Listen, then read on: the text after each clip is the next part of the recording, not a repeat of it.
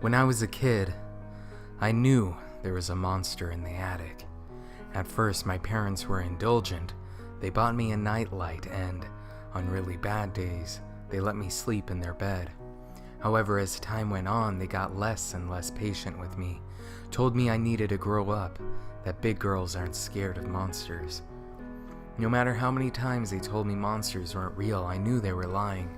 The access to our attic was in my room, and most nights the hatch inched upward as I lay paralyzed with fear on the bed below. I saw the monster watching me and listened to it breathe, heavy and deep. When I'd call for help, the attic hatch would always be closed by the time one of my parents came to my rescue.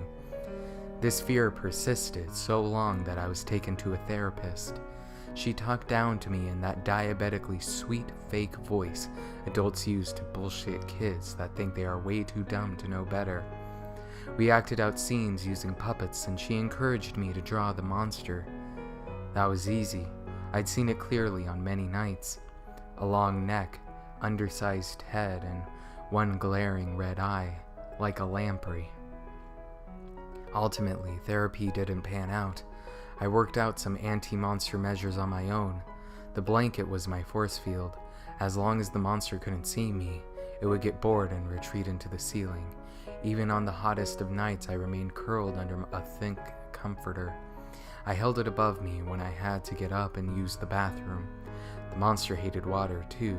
I'd load up a plant-spraying bottle and squirt at it, causing it to hiss and retreat. Eventually, I caused it enough troubles that the monster got fed up and went to find another kid to scare. My parents breathed a sigh of relief and never brought it up again. Last year, I visited my parents in their home. Somewhere in the reminiscing, my mom brought up the attic monster. She laughed, but I was intrigued. Retrieving a ladder from my basement, I prepared to face my childhood fears. The attic had been sealed off and insulated by the time my parents bought the place. I thought it used to be part of the house. There was some forgotten wicker furniture and other assorted junk, and oddly, a camcorder. I brought it downstairs and popped the tape in my parents' old VCR, expecting old family movies. I was not prepared to see my younger self on the screen, staring up from my bed directly into the lens of the camera.